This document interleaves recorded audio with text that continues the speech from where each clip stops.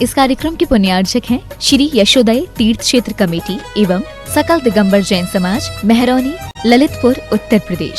अध्यक्ष राजा चौधरी, महामंत्री राजेश मल्लया, कोषाध्यक्ष मुकेश सर्राफ, गौरव अध्यक्ष श्री कोमल चंद्र सिंघई, श्री प्रशांत सिंघई, परम शिरोमणि संरक्षक श्री निशांत जैन, श्री रॉबिन जैन, शिरोमणि संरक्षक श्री आमोद चौधरी, श्री वीरेंद्र डोंगरिया, परम संरक्षक श्री आलोक चौधरी, श्री विनोद सर्राफ सीए।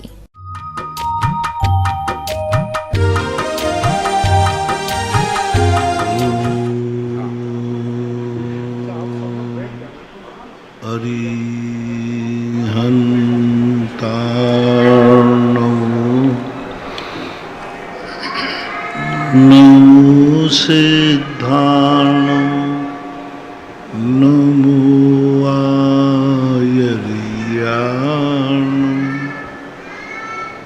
नमो अजायाणं नमो लोये सवशाहूर्णम्।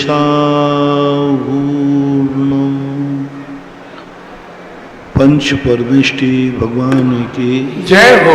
आचार्य श्री गुरुवर कुंद कुंद महाराज की जय। आचार्य श्री गुरुवर विद्यासागर महाराज की जय। परम पूजनीय निर्यापक श्रवण मुनि श्री सुधा सागर जी महाराज की। बोले परम पूज्य क्षुल्लक श्री गंभीर सागर जी महाराज की। सभी श्रोतागण एवं जिज्ञासु पूज सभी को नमोस्तु करें। राजन जैन मेरठ से पूछते हैं, नमोस्तु महाराज जी, कभी मन में कभी द्वंद्व चलता है। एक मन भोगों की तरफ प्रेरित करता है, दूसरा मन संयम को धारण करने की बात कहता है। कभी मन जीत जाता है, कभी हार जाता है। तो मन तो एक ही होता है महाराज, ये द्वंद्व कैसे होता है और हमारा उपयोग शुभ में ही रहे, इसके लिए हम क्या करें? मन तो नौकर है, मन कुछ नहीं करता। अंदर के जो अंदर वासना भरी हुई रहती है ना, वो वासना मन के माध्यम से निकलती है। पेट के अंदर कोई भोजन करता है तो गंदगी नहीं बनाता है, गंदगी बनाने के लिए भोजन नहीं करता, लेकिन गंदगी बनती है। ऐसा ही ये मन कभी अपने आप में ये नहीं कहता कि तुम गलत करो। तुम्हारे अंदर का जो ज्ञान चेतना है, वह ज्ञान चेतना सत्य को ज्ञेय नहीं बना पा रही है। वो ज्ञान ने अपने आप में पर की आलंबन लेकर के पर में सुख देखने की परिणति ज्ञान ने कर ली है। इसलिए मन के साथ किसी वस्तु का संबंध नहीं होता।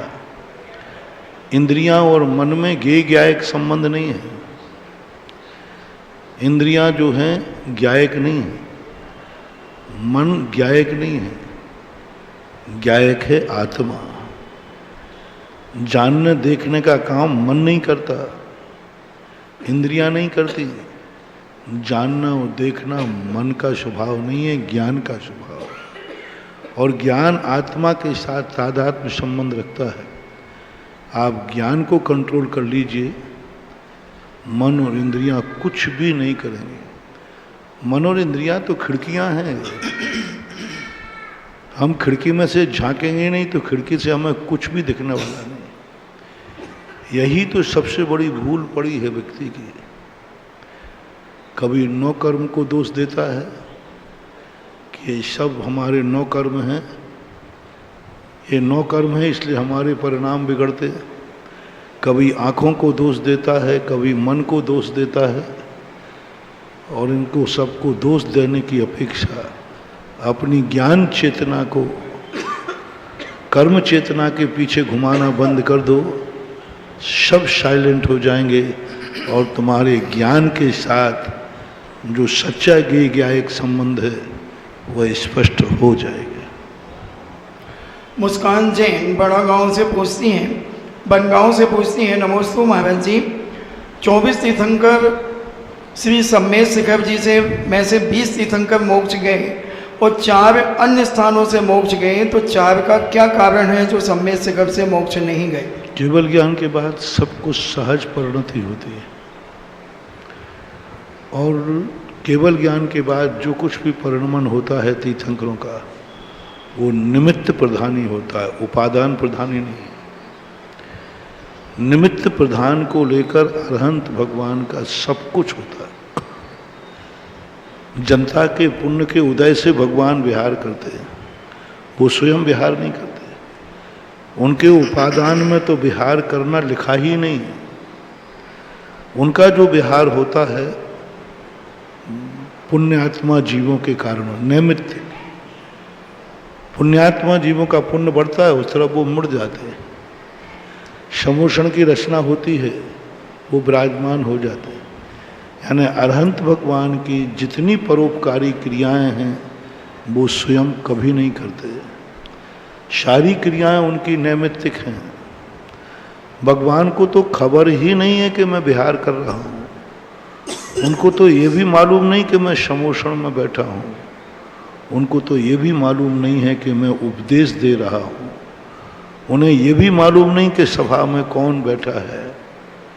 उनके अनुभव में नहीं आ रहा है। पूज्यवर कुंद भगवान ने नियम सार के अंदर स्पष्ट कहा, भगवान निश्चय नय से अपनी आत्मा में लीन है। बाहर का सब कुछ जो हो रहा है, उनको कुछ भी खबर नहीं है, उनको कुछ भी पता नहीं है, बस हो रहा है। और जब स्वयं उपादान कहीं चला जाए, उपादान का उपयोग कहीं और हो, तो जो कुछ भी क्रियाएं हो रही हैं वो सब नैमित्तिक मानी जाती हैं, उपादान कृत नहीं। इसलिए निमित्त का जब पुण्य, उस भूमि का कभी पुण्य इतना बड़ा हो गया कि सम्मेद शिखर के समान किसी पहाड़ का पुण्य है, तीर्थंकर उस पहाड़ की तरफ मुड़ जाएंगे। इच्छापूर्वक नहीं, सहज भाव में चले गए, ये मानना चाहिए। आशीष जैन ललितपुर से पूछते हैं, नमोस्तु महाराज जी, क्या हम लोग धोती दुपट्टे सिलवा करके पहनकर भगवान का अभिषेक आदि कर सकते हैं? आजकल ये फैशन चल गया, क्योंकि धोती दुपट्टा किसी को बांधना आता ही नहीं। तो आज तो सीधा नाड़े सिस्टम हुआ। पूज्यवर जिनसेन स्वामी ने महापुराण के अंदर 2 स्थानों पर धौत और उत्तरी शब्द का प्रयोग किया है। धोती और उत्तरी। धोती वही है जो सिलाई हुई नहीं रहती, जो बांधी जाती है उसको धोती बोलते हैं। चाहे वो धोती कैसा भी हो। तो अब आजकल चल रहा है, तो अब ठीक है, नई की अपेक्षा ठीक है, सिली हुई पहन लेते हैं। अर्चना जैन ग्वालियर से कहती हैं, पूछती हैं, नमोस्तु महाराज जी, हम चांदखेड़ी भगवान के, आदिनाथ भगवान के दर्शन करने गए। वहाँ मेरे ऐसा लगा कि मेरे पैर जाम हो गए हों, सर भारी हो गया। मुझे आदिनाथ भगवान के संपूर्ण शरीर से किरणें निकलती हुई का एहसास हुआ। तो प्रश्न ये है कि यह क्या हुआ? क्या यह कोई चमत्कार था या कुछ और?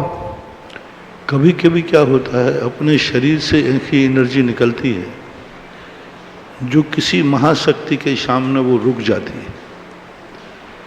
जैसे आप लोगों ने कई बार देखा होगा, सोते हुए व्यक्ति होश में है, जग रहा है, लेकिन उठ नहीं पाता। लोग समझते हैं ऊपरी बाधा है। ऊपरी बाधा नहीं है, अपना ब्लड सर्कुलेशन डिस्टर्ब हुआ है।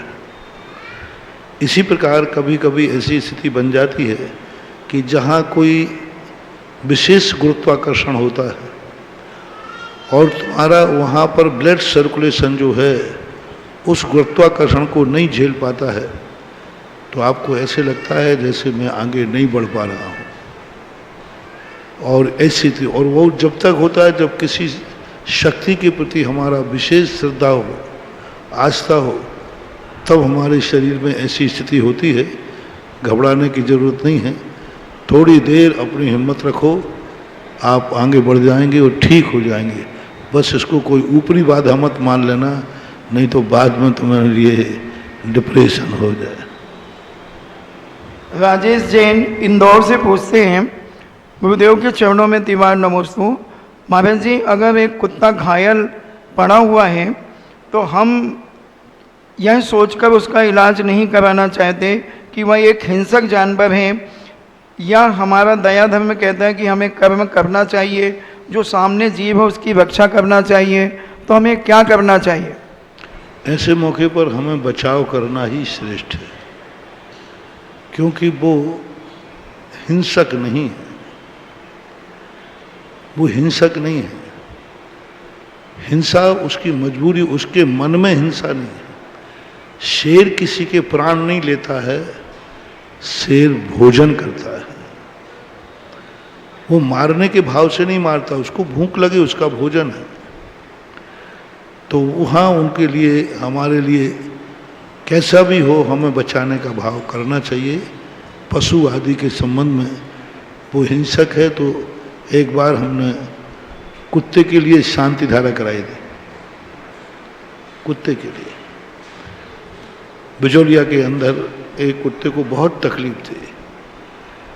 वो कमरे के बाहर मेरे आकर के पड़ गया, उठने की उसकी हिम्मत नहीं थी। मैंने खुद उसके लिए शांति धारा कराई और मैंने गंदोदक खुद ला करके उसको गंदोदक छिड़का,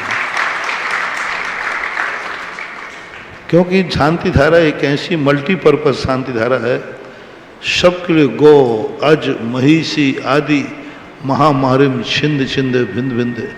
खेत में धन धान गुल्म पुष्प फल मारिम छिंद छिंद, यानी किसान अपने खेत के लिए कर सकता है, बागवान अपने बगीचे के लिए कर सकता है। भगवान मेरे फल पुष्प आदि इनमें कोई कीड़े ना लगे, महामारी ना लगे। किसान खेत के लिए शांति धारा कर सकता है, मेरे खेत में कोई कीड़े आदि ना लग जाए। उसमें लिखा है, बकरे को लिखा, अज को लिखा, अज यानी बकरा, भैंस आदि घोड़े जानवर सबके लिए लिखा कि इनके प्रति भी आप इतने दया भाव हो जाएं कि इनकी महामारी को दूर करने के लिए भी शांति धारा की जा सकती है। इससे ऐसा निश्चित होता है कि ये सब चीज़ें करुणा और दया के अंतर्गत आती हैं। अर्पिता जैन थांदुला से पूछती हैं, नमोस्तु महाराज जी, व्यवहार सम्यक दर्शन और निश्चय सम्यक दर्शन क्या होते हैं? व्यवहार सम्यक दर्शन होता है जो हमारे मोक्ष मार्ग में निमित्त बनते, उस अदृश्य शक्तियों को जो हम नहीं जानते, जिनके माध्यम से हमें पता चलता है, ऐसे परोपकारी सच्चे देव शास्त्र गुरु श्रद्धानाम परमार्थानाम माप्तागम तपोभृताम त्रिमूढ़ा पौढ़मस्तांगम सम्यक दर्शन मश्मे। ये व्यवहार सम्यक दर्शन है। तीन मूर्ताओं से रहित सच्चे देव शास्त्र गुरु के श्रद्धा परमार्थ भूत। दूसरे रूप में पूज्यवर पूज्यपाद स्वामी ने सर्वार सिद्धि में कहा, प्रथम संवेग अनुकंपा आस्तिक इति प्रथमतः। प्रथम संवेग अनुकंपा आदि ये सराग सम्यक दर्शन, व्यवहार सम्यक दर्शन की परिभाषा। और दूसरा वितराग सम्यक आत्म विशुद्धि मात्रम, आत्मा के जो विशुद्धि मात्र परिणाम हैं वो कहलाता है निश्चय सम्यक। समस्त निमित्तों को गौण करके अपने आत्मा के उस शुद्ध स्वरूप को अनुभव में लाना, उस शुद्ध स्वरूप को ज्ञान की पर्याय बनाना, जो अभी है नहीं ऐसी भावी पर्याय को ज्ञेय बनाकर जब उसके अनुभव में आता है वर्तमान के समान, वो पर्याय है नहीं, अभी शुद्ध स्वरूप है नहीं, लेकिन शुद्ध स्वरूप को ऐसी ज्ञान की पर्याय बनाता है कि उसके अनुभव में आता है कि जैसे मैं शुद्ध हो गया हूँ, शुद्ध हो गया हूँ, है नहीं शुद्ध। फॉर एग्जाम्पल, जैसे स्वप्न में होता है, तुम स्वप्न में शिखर जी की वंदना कर नहीं रहे हो, घर में बिस्तर पे पड़े हो, लेकिन स्वप्न में तुम जब शिखर जी की वंदना कर रहे हो तो अनुभव में क्या आ रहा है कि मैं शिखर जी में हूँ। देखो गणधर टोंक आ गई, कुंधनाट टोंक, बिल्कुल साक्षात सब कुछ दिखता है कि नहीं? ज्ञान की पर्याय। तुम वहाँ नहीं पड़े तो बिस्तर पे हो। इसी प्रकार से शुद्ध निश्चय नहीं में जब व्यक्ति लीन होता है तो वर्तमान में शुद्ध है नहीं, जागते हुए अपने ज्ञान में शुद्ध पर्याय को ऐसे अनुभव में लाता है जैसे उसको लगता है जैसे मैं शुद्ध हो गया हूँ। ऐसी दशा जब प्रकट होती है तब वो निश्चय सम्यक दर्शन प्रकट होता है। बाकी ये जो व्यवहार सम्यक दर्शन है, व्यवहार सम्यक दर्शन के दो रूप हैं, एक चरणानुयोग के अनुसार और कर्म सिद्धांत के अनुसार। चरणानुयोग के अनुसार है सच्चे देव साथ गुरु की खोज करना, प्रतीति करना, श्रद्धान करना। दूसरा व्यवहार सम्यक दर्शन कर्णानुयोग के अनुसार है सात प्रकृतियों का क्षय क्षय उपशम उपशम करना, ये भी व्यवहार सम्यक दर्शन है। निश्चय सम्यक दर्शन जो है वो बिल्कुल भिन्न होता है, कर्मों से परे, नौ कर्म से परे, मात्र आत्म विशुद्धि में ही लीन रहता है, उसको निश्चय सम्यक दर्शन बोलते हैं। उमा जैन दिल्ली अशोकनगर से पूछती हैं, नमोस्तु महाराज जी, आपने बताया था 700 करोड़ सम्यक दृष्टि, 13 करोड़ व्यति, 3 कम 9 करोड़ मुनिराज और 29 अंक प्रमाण क्या होता है, इसका अर्थ क्या है? 29 अंक प्रमाण संख्या, जैसे 1 लाख को अपन क्या कहेंगे 6 अंक प्रमाण, सैकड़ा को क्या कहेंगे 3 अंक प्रमाण। अब 29 अंक प्रमाण को क्या कहेंगे, हमारे पास शब्द ही नहीं है, तो कह दिया 29 अंक प्रमाण जो हैं इतने। जैसे 6 अंक हुए, 1 लाख में 6 अंक होते, इकाई, दहाई, सैकड़ा, हजार, 10,000, लाख। 10 लाख में 7 हो गए, करोड़ में 8 हो गए। तो ऐसे बढ़ते बढ़ते 29 अंक प्रमाण संख्या जहाँ होती है, जिसे हम शब्द का रूप नहीं दे सकते लेकिन है। तो किसकी संख्या होती है ये 29 अंक प्रमाण? उनकी संख्या का नाम नहीं दे सकते, तभी तो 29 अंक प्रमाण बोलना पड़ा। किसकी होती है? नील 29 अंक प्रमाण संपूर्ण मनुष्यों की संख्या, स्त्री पुरुष सब, सम्मूर्छन छोड़ देना। तो क्या ये 10 कोड़ा कोड़ी सागर में या 20 कोड़ा कोड़ी सागर में होती है? नहीं नहीं, प्रति समय होती है। 29 अंक प्रमाण स्त्री और पुरुषों की और नपुंसकों की संज्ञा है। जो सम्मूल गर्भज, गर्भज जो होते हैं मनुष्य, ये 29 अंक प्रमाण सदा बने रहते हैं। 29 अंक प्रमाण का अर्थ टू द पॉइंट नहीं, जैसे हमने कहा 6 अंक प्रमाण यहाँ पर लोग हैं। अब 6 अंक प्रमाण कहाँ तक चलेगा? 10,000 के बाद जितने भी हैं वो सब 6 अंक में जाएंगे। जैसे हमने कह दिया दहाई प्रमाण, तो दहाई कहाँ से शुरू हुई? 10 से कहाँ तक चलेगी? 99 तक। दहाई 99 तक चलेगी।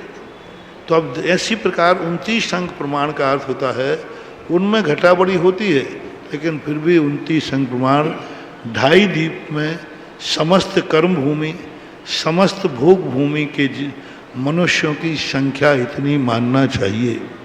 वृत्ति भी जो पंचम गुण स्थानवर्ती आरिका, क्षुल्लक, एलक, 2 प्रतिमाधारी गर्भज जो मनुष्य हैं वे 13 करोड़ हैं। गर्भज जो स्त्री पुरुष सम्यक दृष्टि 250 द्वीप में हैं वे 700 करोड़ हैं। 700 करोड़ अविरत सम्यक दृष्टि 2.5 द्वीप में होते हैं। 13 करोड़ देशवृत्ति होते हैं। 9 करोड़ छठे गुण स्थान से लेकर 14वें गुण स्थान तक जितने मुनिराज हैं ये 3 कम 9 करोड़ महाराज होते हैं। ये बहुत छोटी संख्या है 29 अंक प्रमाण में, बहुत छोटी। 29 अंक बहुत बड़ी संख्या है। चलिएगा, जिज्ञासा समाधान के अब लाइव सेशन में आप सभी का स्वागत है। प्रश्न स्वाध्याय के माध्यम से हम अपनी नित्य की अनेक जिज्ञासाओं का समाधान इस कार्यक्रम के माध्यम से पाते हैं। और अभी अभी पूज्य गुरुदेव ने एक बहुत ही सुंदर शांति धारा के विषय में बात करी कि एक बार एक त्रियंश यानी कुत्ते के लिए भी शांति धारा हुई, और जब विस्तार करके बता रहे थे कि खेत के लिए भी, बगीचे के लिए भी और अपने गोधन के लिए भी, सबके लिए व्यक्ति यह शांति धारा कर सकता है जो शब्द हैं उसके।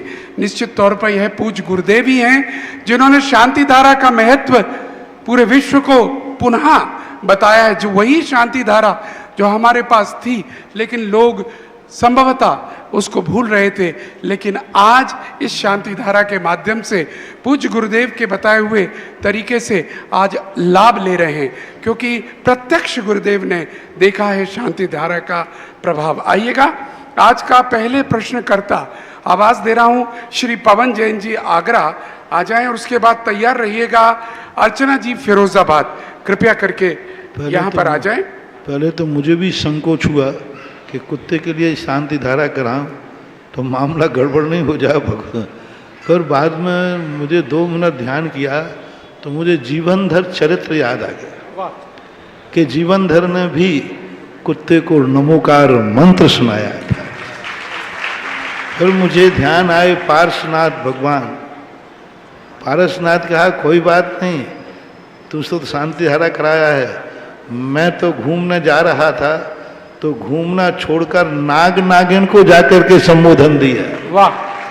नाग नागिन को पार्श्वनाथ ने संबोधन दिया, कुत्ते को जीवनधर चरित्र का वो सुनाया। तो फिर अपन भी शांति धारा भी करने में क्या, तो आगम से प्रमाण मिल जाने पर आत्म संतुष्टि हो जाती है। और मेरे गुरुदेव बिना प्रमाण के कुछ करते नहीं, जो कुछ आगम में है वैसा ही करते हैं। आइएगा, प्रश्न आपका। नमोस्तु गुरुवर, शुल्लक जी के चरणों में इच्छामि। पद्म पुराण जी में वर्णन आता है कि मोह के अतिरेक में श्री रामचंद्र जी लक्ष्मण जी के मृत शरीर को 12 पक्ष तक अपने कंधे पर लिए घूमते हैं। तो मेरी जिज्ञासा यह है गुरुवर कि 6 माह तक किस प्रकार शरीर बिना विकृति के रह पाया? पहली बात तो रामचंद्र जी का मोह नहीं था, बस गलती इतनी थी वो उसको मरा हुआ मान ही नहीं रहे थे। यदि वो मृत मान करके फिर रखे रहते कि हाँ मर गए लेकिन हम जलाने नहीं देंगे तो बात अलग थी। वो मृत मानने को तैयारी नहीं, वो कहते मर ही नहीं सकता है। जैसे आप लोगों को कोई व्यक्ति को पता चले कि नहीं अब ये नहीं मरा है तो क्या तुम जला दोगे? यदि मान लो तुम्हें डाउट है, 4 लोग नहीं साहब मुझे तो लग रहा है अब ये जीवित है, तो फिर आप क्या जलाने का भाव करोगे? जब तक संदेह बना रहेगा कौन जलने देगा? तो वहां पर रामचंद्र जी को संदेह ये था कि ये मर ही नहीं सकता, और जिस ढंग से मरा है इसकी बात सुनी है, ऐसे मरने का मेरा भैया मर ही नहीं सकता, नारायण है, अर्ध चक्रवर्ती है। ऐसी थोड़ी कि थोड़ी सी बात सुना दी कि रामचंद्र जी मरण को प्राप्त हो गए तो मर गए, आकस्मिक मरे थे।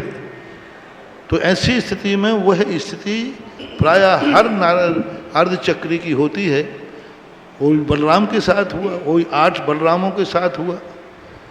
तो ये स्थितियां इनकी एक प्रकार की मोह की न कह करके वो ये सिद्ध नहीं कर पा रहे हैं कि ये मर गए, वो तो जीवित मान करके रखे थे। अब जो दूसरा प्रश्न आपका है कि डेड बॉडी में परिवर्तन क्यों नहीं आया, महापुरुषों की बॉडी जल्दी नहीं गलती। हमारे शास्त्रों में पूज्यवर वीरसेन स्वामी महाराज ने इस काया की स्थिति असंख्यात कल्प काल कही है। 9 कर्म की औदारिक शरीर की, औदारिक शरीर इसी प्रकार जैसा है यही ज्यों का त्यों असंख्यात कल्प काल तक यथावत रह सकता है। और उसी का परिणाम है कि आज जो मम्मी मिल रही हैं अमेरिका वगैरह में 15-15 फीट की मम्मी, हड्डी नहीं गली। आज कितनी पुरानी मम्मियाँ हैं वो, 15 फीट की मम्मी मिलने का अर्थ है कि लाखों वर्षों के पहले वो हड्डी नहीं गली। तो महापुरुषों के शरीर वज्र सम नाराज संगनन के होते हैं, ये जल्दी सड़न गलन को प्राप्त नहीं होते।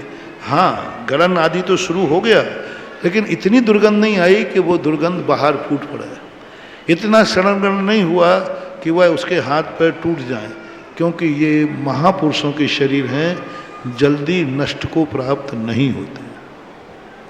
नमस्ते। चलिए पवन जी, इसके बाद बुला रहा हूं मैं श्रीमती अर्चना जी फिरोजाबाद आ चुकी हैं, आइएगा शीघ्रता से। और उसके बाद मैं आवाज दे रहा हूं दिल्ली से पधारे मनोज जी, प्रियंका जी, आप आ जाएं शीघ्रता से। आप आ जाइए, आइए आ जाए। दिल्ली वालों की ट्रेन का टाइम है, जरूर शीघ्रता से आइए। गुरु के चरणों में बार बार नमोस्तु गुरुदेव, नमोस्तु गुरुदेव, नमोस्तु गुरुदेव। गुरुदेव, मेरी जिज्ञासा ये है कि हम जैसे ही मंदिर में जाते हैं, सबके सम्मान के लिए, गुरुओं के सम्मान के लिए तालियां बजाते हैं, बहुत अच्छे से बजाते हैं, लेकिन अगर हम श्वेतांबर स्थानक में जाते हैं तो वो ताली बजाने के लिए बिल्कुल मना करते हैं, और दोनों का पर्पस एक ही है, अहिंसा परमो धर्म है। तो इसका क्या रीज़न हो सकता है? देखो, ताली बजाने से हिंसा की स्थिति नहीं बनती है, ये खुशी है। ताल बजाते हैं वो स्थानक में तो इसलिए कि वहाँ भक्ति है ही नहीं, वहाँ पर मंदिर है ही नहीं। ताली बजाना, संगीत बजाना, अब संगीत में भी तो कितने ढोलक को बजवा रहे हैं, तो ऐसी बात नहीं। मैं मानता हूँ कि ताली बजाने के लिए वो इसलिए मना करते हैं कि इसमें कोई जीव, वायु का जीव आदि है, आप गृहस्थ हैं। इस प्रकार की यदि करेंगे तो मंदिर जाने में भी रास्ते में जीव मरते हैं, उपाश्रय बनाने में भी जीव मरते हैं। ताली एक संगीत है, ताली एक संगीत है, बल्कि ताली से फायदे भी बहुत होते हैं। अंदर की जो आध्यात्मिक एनर्जी है वह भी ताली के साथ प्रकट होती है, इसलिए हम तालियों के लिए मना नहीं कर सकते। ताल और ताली ये सब संगीत के अंग हैं, इस बारीकी पे नहीं जाना चाहिए। अब वो लोग जाते हैं, अपना अपना सोच है, अपना अपना विचार है, उनको तो ये भी लगता है कि भगवान की मूर्ति नहीं बैठाना चाहिए, भगवान की मूर्ति नहीं बैठाना चाहिए, ये सब गलत है। भगवान की मूर्ति ही जिसे निषेध लग रही है तो फिर ताली आदि बजाने के लिए बात ये अति है, ऐसा नहीं होना चाहिए। चलिएगा, इसके बाद अर्चना जी फिरोजाबाद हैं क्या? चलिए, इस मैं अब आवाज दे रहा हूं महेंद्र जैन जी आगरा, और इसके बाद तैयार रहिए मीरा जैन जी फतेहपुर। महाराज जी के चरणों में त्रिवार नमोस्तु नमोस्तु नमोस्तु। छुल्लक जी के इच्छामी इच्छामी इच्छामी। महाराज जी, मेरा जिज्ञासा ये है कि अभी कुछ दिन से यहाँ हम अभिषेक करते हैं, माँ कुएं का पानी गंदा हो गया है, तो महाराज जी क्या हम सुबह उसको इतनी जल्दी दूसरी जगह से ला नहीं सकते हैं, तो क्या हम शाम को ला करके पानी सुबह उसको इस्तेमाल कर सकते हैं अभिषेक के लिए या नहीं? कर सकते हैं। शाम को कच्चा पानी 1 दिन 2 दिन 3 दिन, जब तक उसमें गंदगी स्थिति न बने, कच्चे पानी का प्रयोग किया जा सकता है। कच्चे पानी के लिए आप जो व्रती होते हैं वो कच्चा पानी भर के रख लेते, कैन भर 8-8 दिन चलाते, उसी में छानकर बिलछानी डालते जाते, और अंत में जो छोटी बिलछानी बचती है उसको कुएं पे भेज सकते हैं।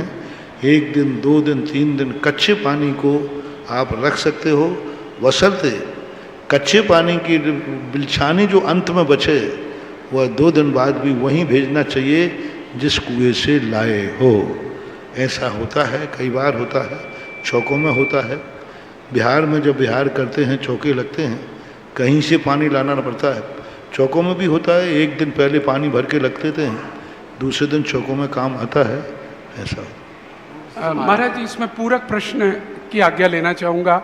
अमृत कुंड का जल यानी रेन वाटर के बारे में क्या कहना चाहेंगे? अमृत कुंड भी वही है, सेम है, सेम। अमृत कुंड का पानी तो साल भर का उपयोग करते हैं, 2-2 साल तक उपयोग करते हैं। राजस्थान में शेखावाटी में बहुत प्राचीन काल से टाँका बना हुआ है, टाँका बोलते उसको, टाँका है, और टाँके के पानी का मुनि महाराज, पूज्यवर धर्म सागर महाराज वगैरह सब साधु लेते थे टाँके का पानी, कोई बाधा नहीं। मेरे आराध्य गुरुदेव के चरणों बारंबार नमोस्तु नमोस्तु नमोस्तु इच्छामी महाराज जी। महाराज श्री, मेरा प्रश्न यह है कि हमने एक बार मंदिर जी के अंदर प्रतिमा विराजमान करने का संकल्प किया, उसका पैसा 5 साल के अंदर देने का था, लेकिन जब हमने वहाँ पे जाके देखा और पूछा किसी से, तो वहाँ पे ना तो कोई मंदिर बन रहे हैं और ना कोई और कोई प्रोग्राम हो रहा है, तो वो पैसे का हम क्या करें?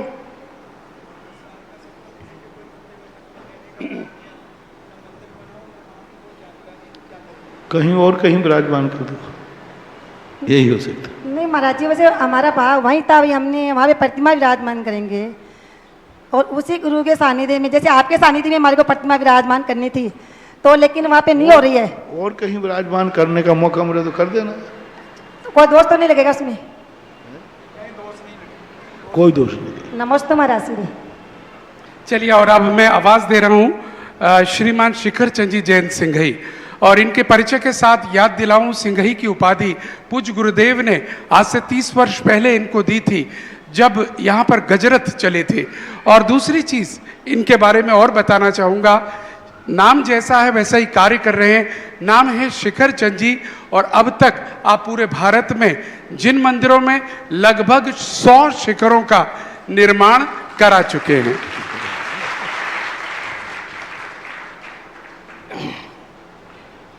भगवान महावीर को महाराज श्री हमने नहीं देखा है, हम तो चलते फिरते तीर्थ इन्हीं को महावीर भगवान समझकर इनकी पूजा करते हैं। महाराज जी, यद्यपि मैं आपके डेली देखता हूँ प्रवचन भी और शाम को भी, थोड़ा मुझे प्रॉब्लम है पैरों की, क्योंकि यहाँ नियम ऐसा है कि भाई कुर्सी पे नहीं बैठ पाएंगे। तो फिर एक दिन मैं आया था, नीचे बैठा, 2 घंटे बैठा रहा तो मुझे तकलीफ हुई। आज ही मैंने मनोज बाबू से परमिशन ली, मैंने बैठूँ कि नहीं, कि नहीं बैठ जा। अच्छा महाराज श्री, गुप्त दान के बारे में मैंने आपके प्रवचन सुने, तो मेरी एक जिज्ञासा थी कि ऐसा भी कहा गया है कि इस हाथ से दो, इस हाथ को पता नहीं चले। क्या होता है, पहली बात तो आपका नाम शिखर चंद है, आपने 100 शिखर बनाई। तुम्हारे इस बात को लेकर के अब मुझे लग रहा है किसी का नाम हम प्रतिमा चंद रखेंगे, तो 100 प्रतिमा बैठाएंगे। किसी का नाम मंदिर चंद रखेंगे तो 100 मंदिर बनाएगा, और किसी का नाम मुनि महाराज भी रखेंगे तो मुनि बन जाएगा। अच्छी बात है, यथा नाम तथा गुण। दूसरी बात है, आप बैठने के हिसाब से वंचित नहीं रहें। उन लोगों के लिए मना किया जाता है जो विवेकहीन ढंग से बैठते हैं। कुर्सी कोई ना, देखो कोई भी चीज की होती है उसकी पूरी विधि अपनाओ। जो कुर्सियां थी पहले, ये गार्डन की कुर्सियां हैं और आप लोग इन पर रखते इसलिए वो फैल जाती है। दूसरी, कुर्सी और टेबल का जोड़ा है, और कुर्सी और टेबल हो तो फिर टेबल के साथ उसका टेबल क्लॉथ भी हो। इतनी चीज़ों के साथ आप बैठो तो मना ही नहीं। एक स्थान पर ऐसा भीलवाड़ा में हुआ कि बहुत सारे लोग तकलीफ में थे। मैंने कहा मेरे यहाँ मना नहीं, हमने किनारे किनारे टेबल लगवाई, वहाँ कपड़े का चद्दर डलवाया। मैंने कि आपकी चरण पादुकाएं मुझे नहीं दिखें, बाकी आप बैठे रहो। मूल उद्देश्य क्या होता है कि आप जब कुर्सी पे बैठते हो तो आपके पैर कहाँ जाते हैं? सामने, और सामने गुरु है या भगवान है तो वो अभिनय होता है। वास्तु में लिखा है कि जीना भी यदि उतर रहा है और सामने गुरु और भगवान है और आपका पैर आगे बढ़ रहा है तो ये बहुत बड़ा दोष है।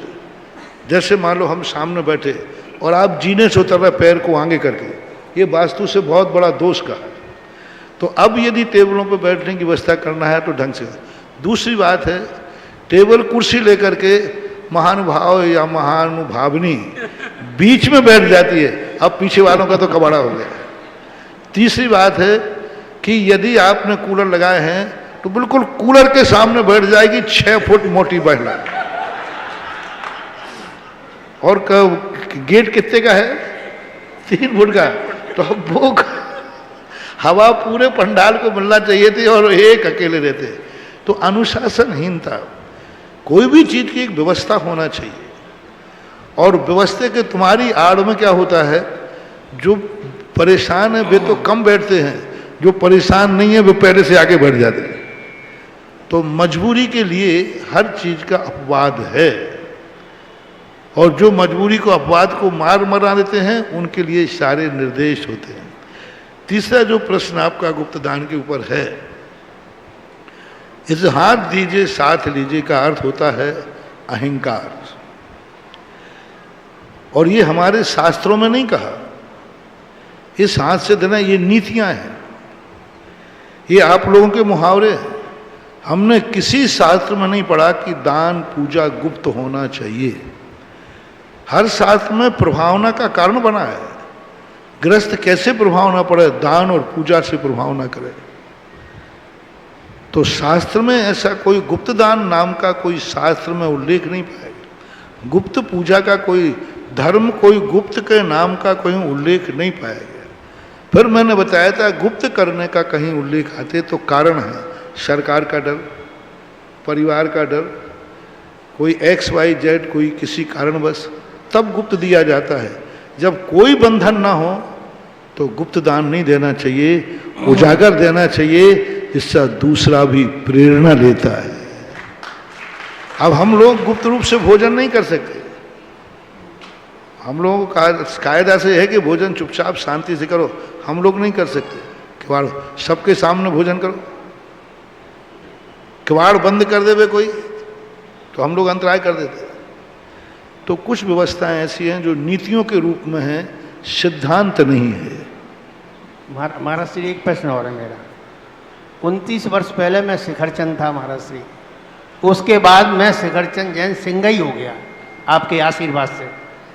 तो मुझे इस बात का फक्र है, वो सिंगई चला रहा है महाराज श्री आज तक। एक और मेरा प्रश्न यही है महाराज जी कि जैसे कोई काम मैंने करे, जैसे मनोज बाबू ने बताया 100 शिखर बन गए, तो मेरा राग ऐसा होता है कि 24 घंटे दिन में रात में ऐसे भाव चलते हैं कि कैसे अब ये एक से एक में बने शिखर। तो क्या राग वो मेरे लिए कैसा है, शुभ है क्या अशुभ है?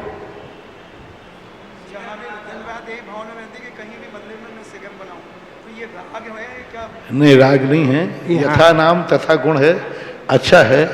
भगवान की शिखर बनाने का पुण्य भी एक अपने आप में लिखा है कि वह भगवान को जितना ऊंचे प्रभावना करना चाहता है उसका यश भी उतना ही ऊंचा जाता है। आगम में इसका उल्लेख है। नमस्ते महाराज। और अगला प्रश्नकर्ता के रूप में वीरेंद्र कुमार जी एडवोकेट ललितपुर आएंगे। और तब तक मैं आपको याद दिला दूं, कल यहाँ पर श्री दिगंबर जैन श्रवण संस्कृति संस्थान शांगनेर शाखा कानिया दाना के बच्चे आए थे और उन सबका देखा था। और कई लोगों ने आगे आकर एक एक बच्चा गोद लेने का संकल्प लिया था। कल लगभग 32-33 बच्चों के नाम हम पर आ चुके थे। अभी 2 नाम हमारे पास और आए हैं। एक नाम है श्रीमती प्रीति जैन बड़जात्या, वाइफ ऑफ श्री विशाल बड़जात्या, मोती कटरा आगरा। दूसरा नाम इन्हीं की भाभी का था, श्रीमती प्रभा बड़जात्या, वो कल हमने बोल दिया था। और दूसरा अभी आ रहा है केसरगंज अजमेर राजस्थान से प्रदीप कुमार, पुष्पलता जैन, सुनील जैन, निवेदिता जैन, ये नाम है। बहुत बहुत बधाई इन परिवारों को। और भी कोई परिवार अगर आना चाहेंगे इस कार्य के लिए तो आगे आइएगा। महाराज जी के चरणों में नमोस्तु नमोस्तु भिक्षामी था। महाराज जी आपकी कृपा से शांतोदय क्षेत्र पे लगभग सप्ताह में पूरे दिन शांति धारा और अभिषेक हो रहा है। यानी किसी उसके द्वारा नहीं हो रहा है, जो वैतनिक द्वारा सभी समाज वाले कर रहे हैं। और हमारी एक जिज्ञासा है, हमारी जिज्ञासा जय श्रीमान, तो वहाँ पे मंदिर निर्माण के लिए कब पुण्यार्जक मिलेंगे? बस जी इतना भविष्य वक्ता होता मैं तो अभी यहाँ नहीं बैठा होता, सिद्धालय में पहुँच गया होता। ये सब कोई तिथि नहीं, जिस दिन आप लोग अपनी तिजोरी खोल दोगे उसी दिन मंदिर बन जाएगा। जो काम धन से होने वाला है उसको मत किस्मत पे छोड़ा करो, कब होने वाला है। धन हाथ का मैल है और जिस दिन तुम्हारा धन हाथ से छूट जाएगा उसके लिए कोई मुहूर्त नहीं होगा, कोई भविष्य नहीं होगा, उसी दिन मंदिर शुरू हो जाएगा। ऐसा श्रीमती अर्चना जी जैन इंदौर आइएगा और उसके बाद संजय जी भरूच तैयार रहिएगा।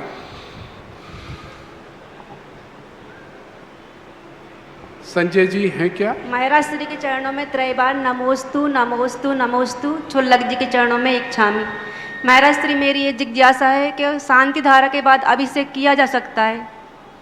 श्री जी विराजमान रहते हैं पांडव शिला पर जब तक। ये सामाजिक व्यवस्थाएं हैं, सामाजिक व्यवस्थाओं को देख करके ये कार्य करना चाहिए, पर बार बार न करके रेगुलर करना चाहिए। कई बार होता है अभिषेक पहले कर लें तो सब डिस्टर्ब हो जाएंगे, चलो सब शांति से बैठे हैं, शांति धारा पहले कर लेते, अभिषेक बाद में कर लेते। तो ये सामाजिक व्यवस्थाएं हैं, इनमें ऐसा कोई बात नहीं। महाराज श्री बगैर नहाए अभिषेक देखते कई लोग तो उसमें पुण्यबंध होता है क्या? बगैर नहाए अभिषेक देखते बहुत से लोग तो उसमें पुण्यबंध होता है क्या? अच्छी बात है, नहा के देखो, लेकिन नहीं कर पाए तो कोई बात नहीं। नाना मामा की अपेक्षा काना मामा ठीक है। चलिए, बहुत बहुत धन्यवाद। संजय जी भरूच आप आइएगा और इसके बाद आ जाएं श्री संजय जी जैन आगरा। नमोस्तु महाराज जी, नमोस्तु नमोस्तु नमोस्तु। महाराज जी, अस्थिकाय में बहुप्रदेशी बोला है, तो वो बहुप्रदेशी से क्या अर्थ है?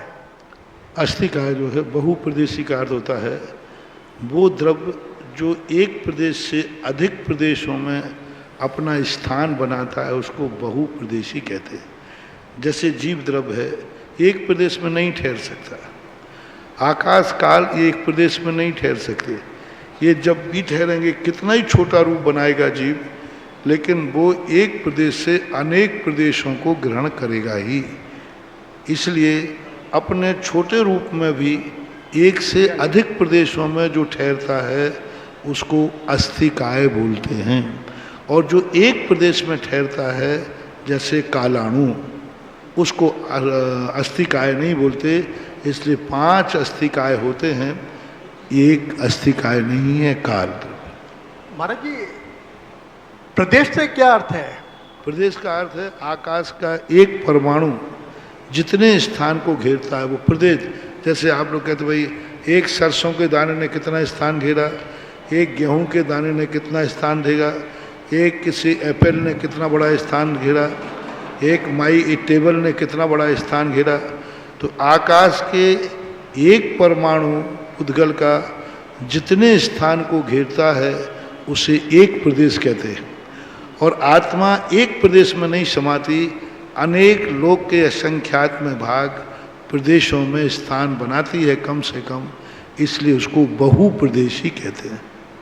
महाराज जी, एक इंद्रिय जीव में सबको पृथ्वी काय, जल काय बताया, तो वो काय वहां पर कैसी हुई? जल काय वो काय अलग है, वो शरीर से मतलब है। ये पंचास्थी काय आदि जो हैं ये बहुप्रदेश की अपेक्षा है। और ये ही काय हैं, एक इंद्रिय काय, 2 इंद्रिय काय, पृथ्वी काय, अग्नि काय, वायु काय। ये काय यानी शरीर। अग्नि ही जिनका शरीर है, जल ही जिनका शरीर है, वायु ही जिनका शरीर है, वनस्पति ही जिनका शरीर है, इसलिए उन्हें वनस्पति काय। यहाँ काय का अर्थ है शरीर। नहीं तो जल में कोई जीव आते हैं उनकी काय होती है, या जल की काय है, जल के परमाणु की काय? जल ही काय है, जल ही काय है, जल को ही काय बनाया है। यानी जल पहले से विद्यमान है, उसमें शरीर उत्पन्न होता है। जीव निकल जाने के बाद, जैसे अपना शरीर है, आत्मा के प्रदेश आए तो बरगड़ाएं खींच ली, ऐसे ही जीव आता है तो वहाँ जल काय की स्थिति बन जाती है।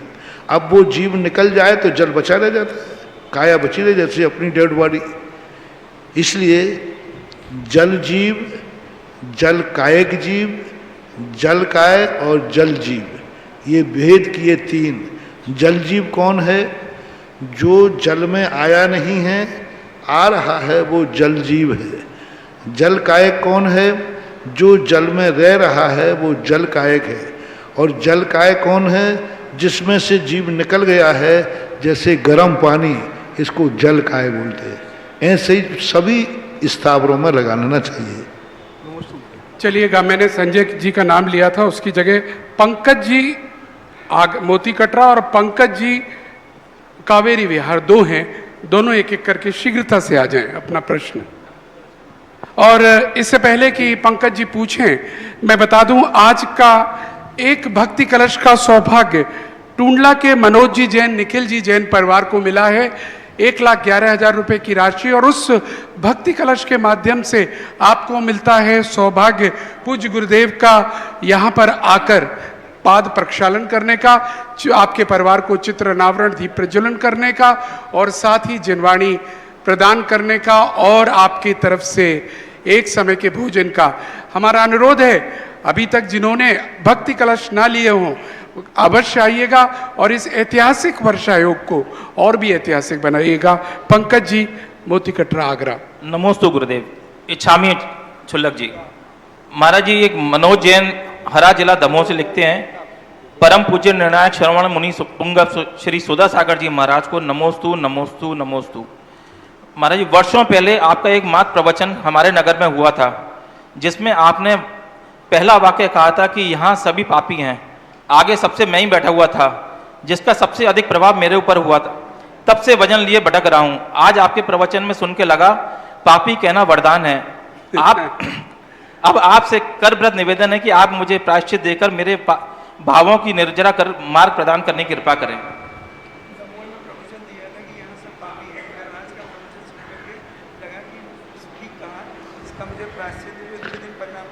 कोई बात नहीं, इतने दिन बाद समझ में आई, लेकिन समझ में आ गई।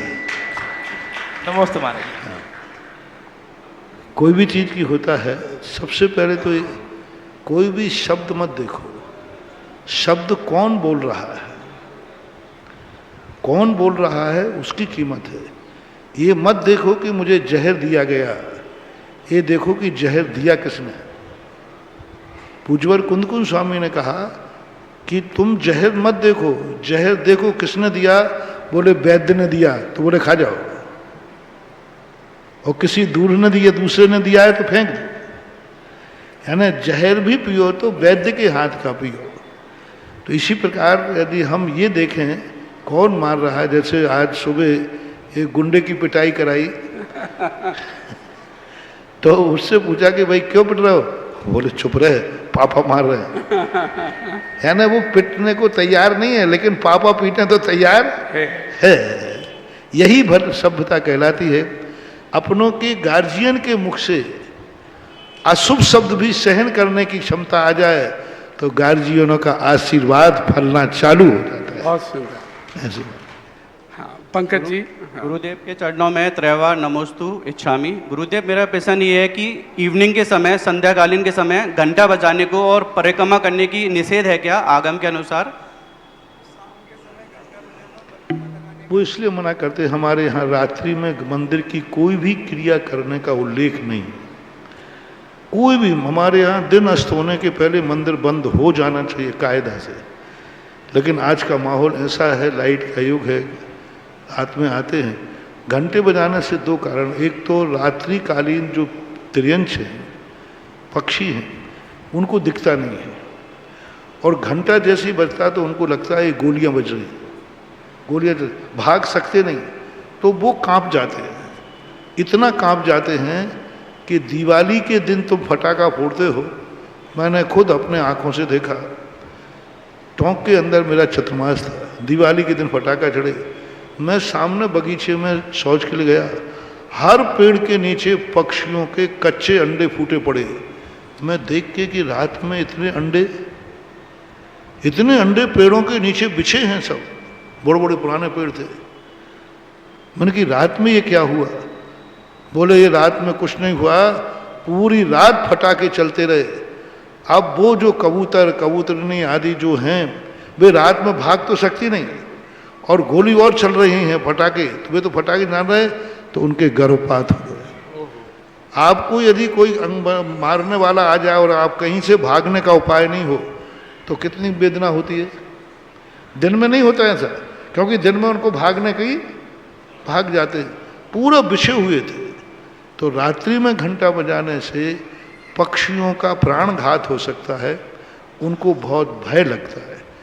दूसरी बात, परिक्रमाएं प्रायः सकड़ी होती है, अंधेरे में होती है, वहाँ जीव जंतु भी विश्राम कर सकते हैं, इसलिए मना किया जाता है।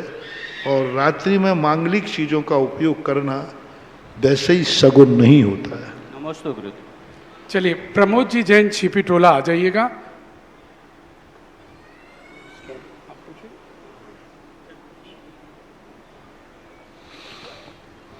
नमस्ते गुरुदेव। इच्छा में महाराज जी, मेरा प्रश्न है, हमारे धर्म में ज्योतिष विज्ञान या वास्तुशास्त्र का कहीं मैंने वर्णन नहीं सुना, ऐसा कहा जाता है। आपसे बस यही चाहता हूं कि ज्योतिष शास्त्र और वास्तुशास्त्र हमारे यहाँ जितना भी वर्णन है धार्मिक शास्त्र है, और ये वास्तु आदि लौकिक शास्त्रों में आते हैं, और ये जो है धार्मिक शास्त्र, इसलिए इनमें वर्णन किया नहीं। लेकिन नाम मिलता है, वास्तु का नाम भी मिलता है, ज्योतिष नाम का तो द्वादशांग के अंदर एक अंग ही है। वास्तु को एकदम तो प्रयोग नहीं किया अलग से वास्तु ग्रंथ, लेकिन प्रथमानुग के ग्रंथों में वास्तु के उल्लेख मिलते हैं। उन्होंने कहा कि यह स्थान राजा के योग्य नहीं है। जब महल बनाने की बात आई तो यह स्थान राजा के योग्य है। जोशियों ने जाकर के उस स्थान का चयन किया। तो इस रूप में प्रैक्टिकल के रूप में कथानकों में वास्तु का उल्लेख मिलता है, अलग से कोई ग्रंथ नहीं है, ऐसा मानना चाहिए। हाँ, श्रीमान जगदीश प्रसाद जी जैन साहब, आजकल बड़ी कृपा दृष्टि है इनके ऊपर गुरुदेव की।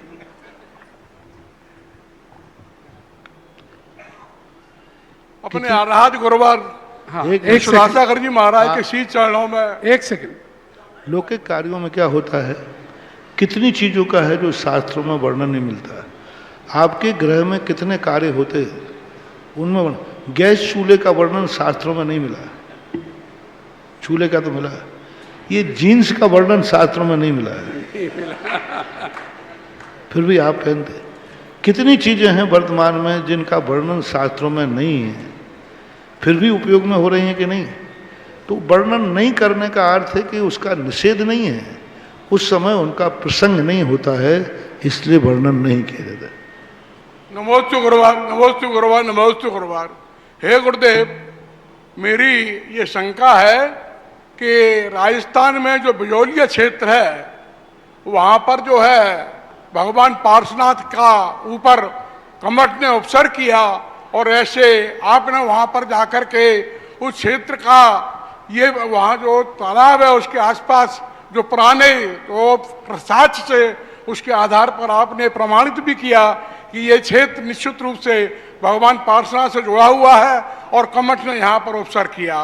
और हमारे आगरा से 120 किलोमीटर दूर ये आई क्षेत्र है, उसके बारे में भी ऐसा कहा जाता है कि भगवान पार्श्वनाथ का यहाँ समोषण आया था और कमठ ने यहाँ उपसर्ग किया।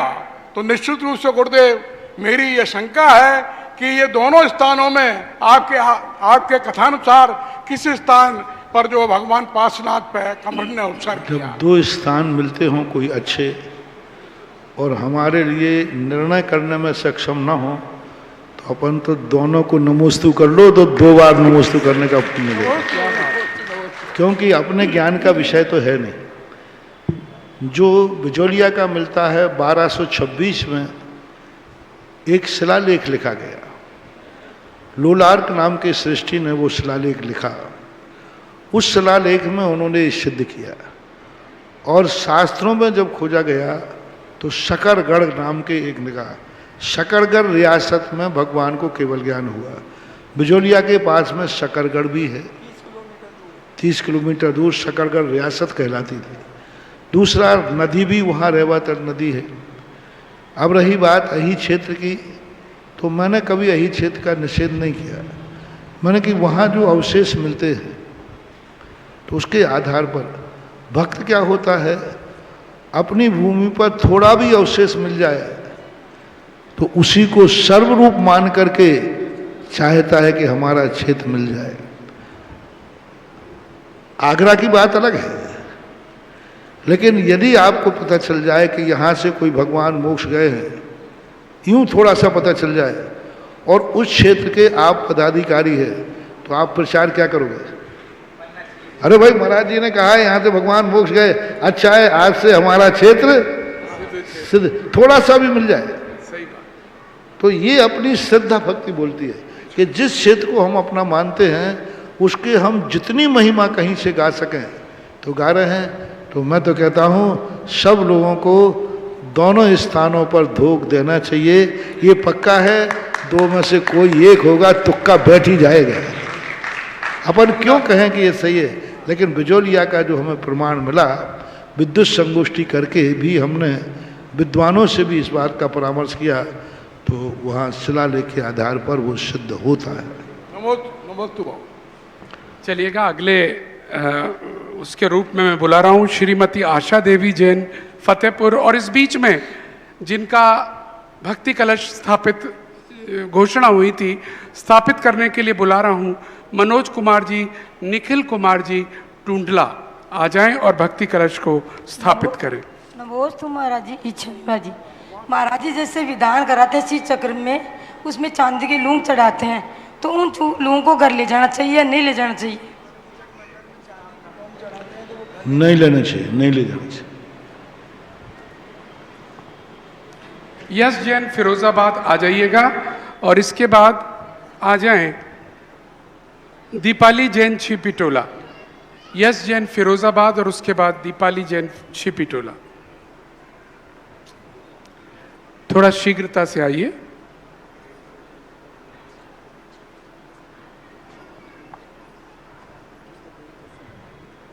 गुरुदेव के चरणों में मेरा बारंबार नमोस्तु नमोस्तु नमोस्तु इच्छामि महाराज जी। गुरुदेव, जैसे कि हम जानते हैं कि सच्चे देवशास्त्र गुरु के अलावा कोई अपना नहीं होता, लेकिन फिर भी हमें सूतंग का दोष लगता है।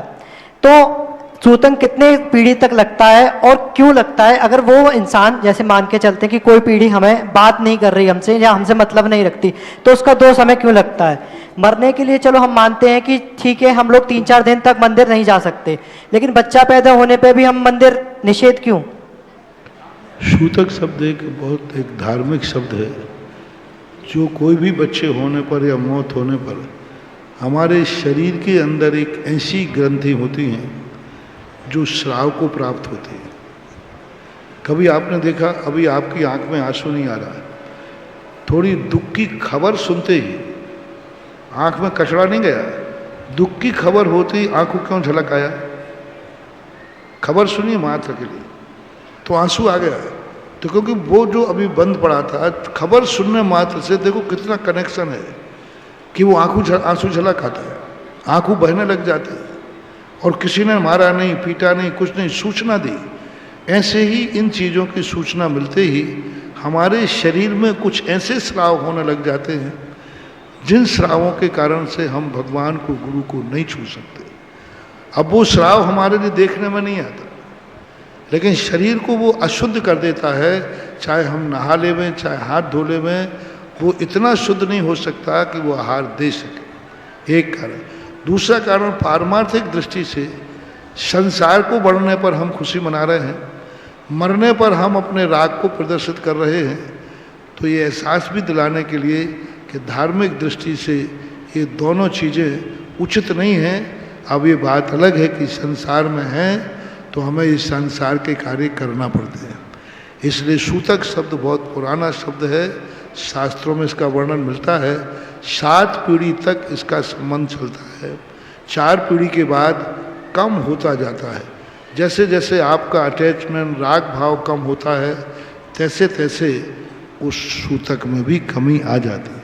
अब तुम नहीं जानते हो तो तुम्हें फिर कैसे पता कि तुम्हारी पीढ़ी का है आदमी? तुम्हें ये तो ज्ञान है कि ये हमारी तीसरी पीढ़ी का है, बस यही राग काफी है। हुकुम जी उनियारा आ जाइएगा।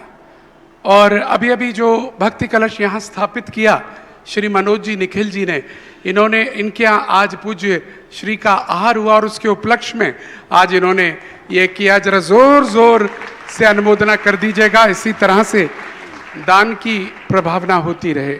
मेरे गुरुवर के चरणों में नमोस्तु नमोस्तु नमोस्तु। छुल्लक जी के चरणों में इच्छा में गुरुदेव, जैसे आपने बताया कि कुत्ता बीमार, उसके लिए शांति धारा, तो महाराज जी जैसे गौशाला चलाते हैं, तो गौशाला में अगर गाय बीमार हो तो किस नाम से शांति धारा करवाई जाए? तो गाय का नाम रख दो ना पहले ही से, या गौशाला के नाम से? अरे गायों के नाम रखो ना, हर गाय का नाम रखो ना, क्या बात होगी? हर गाय के नाम रखो, उनके नाम रख करके पुकारो। अभी बिजौलिया के अंदर गौशाला खोली, वहाँ जितनी गायें आए सबके नाम रखे गए। किसी का देशना नाम रखा, किसी का चेतना नाम रखा, किसी का लक्ष्मी नाम रखा, किसी का नंदिनी नाम रखा, श्री रखा, धृति रखा, कीर्ति रखा, बुद्धि रखा, लक्ष्मी रखा। तालियां बजा दीजिएगा। गायों के नाम रखो, क्या बात हो गई? बच्चे बच्चियों के नाम रख दो, उस गाय का नाम रख दो। और नहीं रखना है तो अपने ठीक है, उस मन में उस गाय का चेहरा याद करके उसके नाम से भी शांति धारा कर सकते हैं। नमस्ते। अब मनीषा जी जैन जयपुर आ जाएं अगर हो तो। मनीषा जी जयपुर और विपिन जैन दयालबाग।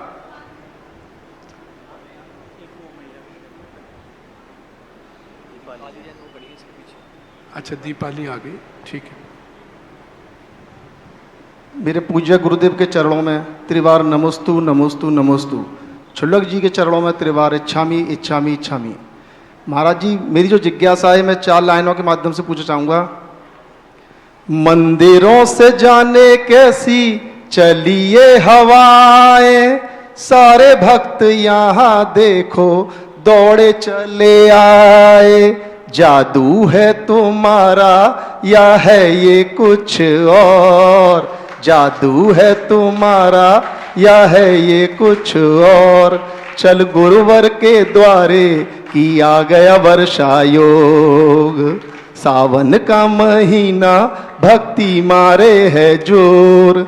चल गुरुवर के द्वारे किया गया वर्षा योग। तो महाराज जी, जिज्ञासा ये है कि वर्षा योग से पहले यहाँ मंदिर में जो खाली रहता था 15-20 लोग आते थे, आज ये सावन की भक्ति का असर है या आपके जादू का असर है? जादू महाराज जी हम नहीं कह रहे, ये जो बाहर से जो भक्त आए हैं यही कह रहे हैं, जो भारत चातुर्मास आपका रह चुका है पहले, ये मेरे गुरुवर का जादू है। देखो, शोरूम यदि अच्छा है और माल चोखा है तो ग्राहकों को बुलाने की जरूरत नहीं, लाइन लगती है। दूसरी बात, हमारे पूज्य गुरुदेव कहा करते हैं, अवस्था ठीक रखो, व्यवस्था की चिंता मत करो। तो बस यही है, ऐसे ही नहीं बनिया चले आ रहे हैं, इनको प्रतिदिन माल मिल रहा है, माल किसी माध्यम से। एक बाप का बेटा जो सुधार नहीं पाए और एक प्रवचन में यदि उसने शराब पीना छोड़ दिया तो बोलो उस बाप की जिंदगी बदल गई कि नहीं? पूरा कुल कलंकित होने से बच गया कि नहीं? एक माँ निपुती होने से बच गई कि नहीं? एक स्त्री विधवा होने से बच गई कि नहीं? एक बच्चे अनाथ होने से बच गए कि नहीं? एक व्यक्ति सुधर गया तो कितने लाभ होते हैं। ये लाभ का प्रभाव रहता है कि लोगों के मन में होता है कि शायद पूरा प्रवचन समझ में नहीं आए, यदि एक लाइन भी समझ में आ गई तो पूरा प्रवचन सुनना सफल हो गया।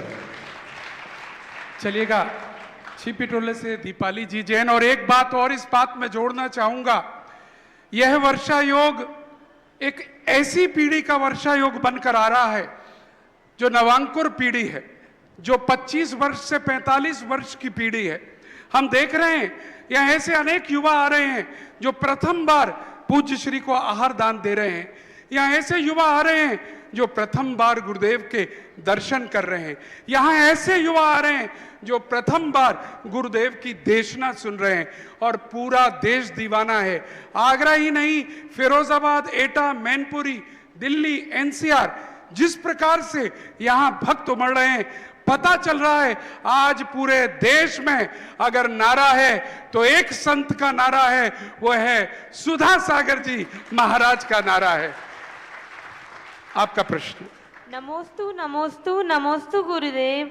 मेरा प्रश्न है कि लालसा क्या है? लालसा क्या है? लालसा, लालसा, लालसा का अर्थ है हमारी उस वस्तु को प्राप्त करने की कुवत नहीं है, फिर भी उसको पाने का मन मचल रहा है, इसको लालसा बोलते हैं। यानी हम नहीं प्राप्त कर पाएंगे लेकिन फिर भी मन कर रहा है कि ये वस्तु मैं कैसे प्राप्त करूं, इसको लालसा बोलते हैं, ऐसा माना। चलिएगा, अंतिम प्रश्न की ओर बढ़ते हुए मनीषा जी जैन आ जाएं। ये लालसा शब्द हिंदी का है, कैसे बना मालूम? थोड़ा गंदे व्युत्पत्ति है इसकी। किसी वस्तु को देखकर मुंह से लाल टपक जाना, खाने नहीं मिला, खाने नहीं मिला, देख कर के लाल टपक गई, इससे बनता है लालसा। वो किसी वस्तु को देखकर अभी खाने नहीं मिला, मुंह में पानी आ गया, इसको बोलते हैं लालसा। चलिए मनीषा जी। गुरुदेव के चरणों में शत-शत नमन। इच्छामी महाराष्ट्री। महाराष्ट्री, मैं ये पूछना चाहती हूँ कि परिवार में सुख शांति का माहौल कैसे बना के रखें जब सामने वाला मिलजुल के चलने को तैयार नहीं अपने सारे प्रयासों के बावजूद भी? सामने वाले का नेचर समझो। हम अपने नेचर के अनुसार दुनिया को ढालना चाहते हैं, कभी कभी हमें सामने वाले का नेचर समझना पड़ता है। गाड़ी के अनुसार सड़क नहीं मुड़ेगी, सड़क के अनुसार गाड़ी को मोड़ना पड़ेगा। कभी कभी ये स्थिति बन जाती है कि सामने वाले का नेचर समझ करके हम उस नेचर के अनुसार अपने परिणाम, यदि नेचर उसका गंदा है तो हम अपने मन को गंदा ना करें, उसको गंदगी में छोड़ दो। हम जबरदस्ती किसी के पीछे पड़ जाते हैं, नहीं सुधरता है, हमारा कर्तव्य क्या है। महारानी चेलना ने सैनिक को समझाया, नहीं सुधरा तो नहीं सुधरा, सैनिक नरक गया, महारानी चेलना स्वर्ग गई, इसमें क्या फर्क पड़ता है। हम तुम्हें कैसे बचा सकते हैं कि तुम नरक नहीं जाओगे। तो मात्र अपना कर्तव्य करना चाहिए समझाने का, और उसके पीछे नहीं पड़ना चाहिए। जिसका जैसा नेचर है उस नेचर, सामने वाले को अशांति दूर करने के लिए उतने ही प्रयास करो जिससे हमारी खुद की शांति भंग न हो जाए। उसको शांति देने के लिए वो हमारी शांति भंग कर दे तो हमें दूसरे की शांति भंग नहीं करना, शांति प्राप्त नहीं करना। वो जो कर रहा है करने दो, वो बेटा भी हो सकता है, वो पिता भी हो सकता है, वो पति भी हो सकता है। एक कर्तव्य करो। आदिनाथ भगवान ने मारीच के लिए जब विपरीत गया, उन्होंने कहा कि मैं कुछ नहीं कर सकता, वो जाए, उसकी मर्जी, नरकों में पड़े तो पड़े। अरे साहब आपका पोता है, बोले पोता है तो क्या मैंने ठेका लिया क्या। आदिनाथ का पोता दुर्गति में चला, आदिनाथ ने उपदेश दे दिया, बात खत्म है। तो थोड़ा हमें सामने वाले का नेचर समझ करके अपने परिणामों को शांत रखना चाहिए। हाँ, तो भीम जी अंतिम प्रश्न। नमस्ते महाराज जी, मेरा प्रश्न ये है कि जैसे कि किसी के घर में कुत्ता पल रहा है तो वो क्या आल लगा सकता है?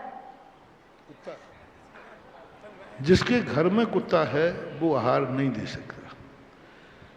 कोई खेत में रखवाली के रखा है, खेत में कहीं फार्म हाउस पर रखवाली के रखा है, वो उद्देश्य अलग है।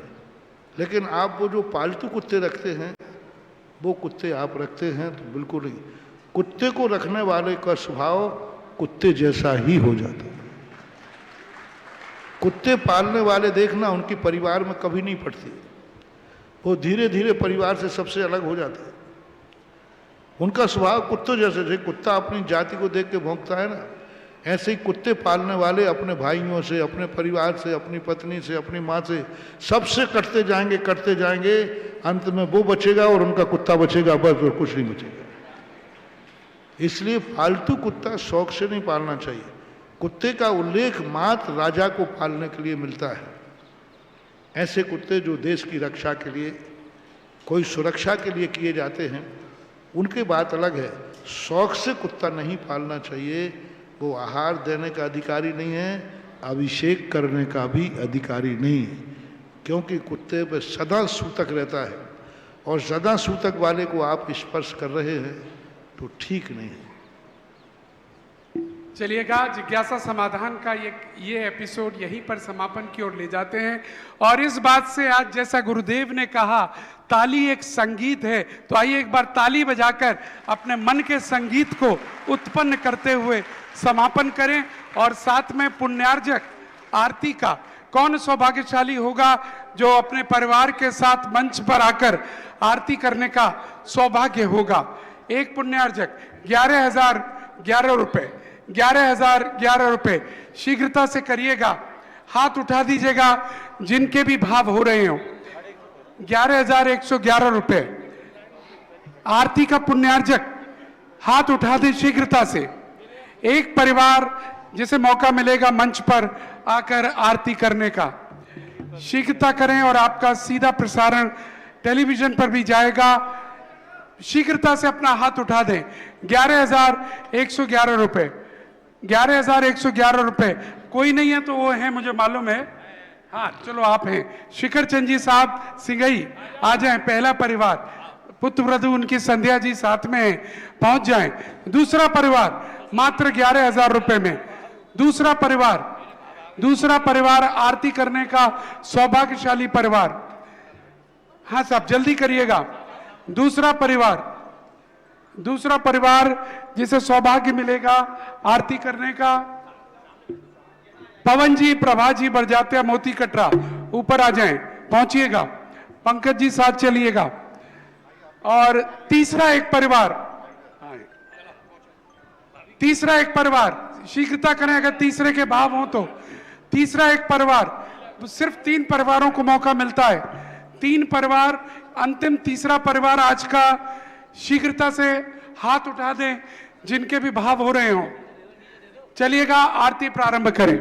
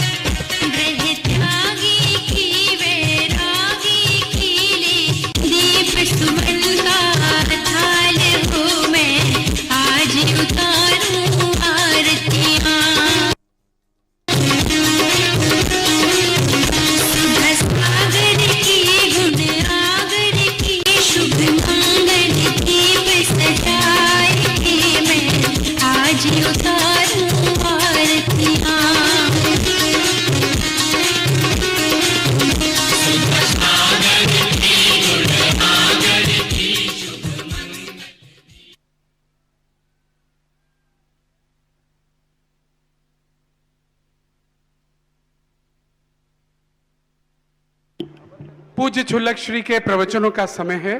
आप सभी से अनुरोध है हॉल में बने रहें और पूज्य गुरुदेव को निकलने दें।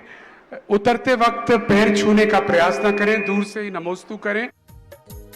इस कार्यक्रम के पुण्यार्चक थे श्री यशोदय तीर्थ क्षेत्र कमेटी एवं सकल दिगंबर जैन समाज मेहरौनी, ललितपुर, उत्तर प्रदेश। अध्यक्ष राजा चौधरी, महामंत्री राजेश मलया, कोषाध्यक्ष मुकेश सर्राफ, गौरव अध्यक्ष श्री कोमल चंद्र सिंघई, श्री प्रशांत सिंघई, परम शिरोमणि संरक्षक श्री निशांत जैन, श्री रॉबिन जैन, शिरोमणि संरक्षक श्री आमोद चौधरी, श्री वीरेंद्र डोंगरिया, परम संरक्षक श्री आलोक चौधरी, श्री विनोद सर्राफ, CA।